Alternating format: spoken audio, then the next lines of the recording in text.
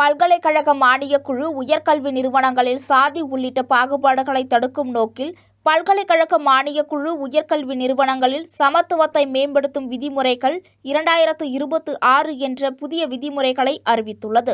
இந்த விதிமுறைகள் 2012 வெளியிட்ட சமத்துவ விதிமுறைகளின் மேம்படுத்தப்பட்ட பதிப்பாகும்.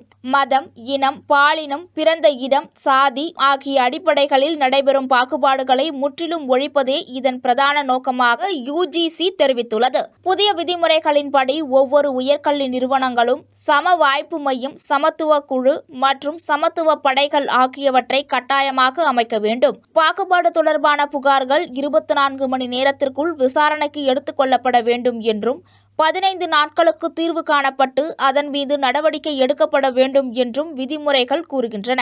மேலும் விதிமுறைகளை அமுல்படுத்தாத கல்வி நிறுவனங்களுக்கு எதிராக மானிய நிறுத்தம் உள்ளிட்ட கடும் நடவடிக்கைகள் எடுக்கப்படும் எனவும் UGC எச்சரித்துள்ளது. இந்த விதிமுறைகள் ரோஹித் வெமுலா மற்றும் பாயல் தத்வி ஆகியோர் சாதி ரீதியான பாகுபாடுகளால் தற்கொலை செய்து கொண்ட சம்பவங்களை தொடர்ந்து அவர்களின் தாயார் உச்சநீதிமன்றத்தில் தாக்கல் செய்த மனுவின் அடிப்படையில் உருவாக்கப்பட்டவை.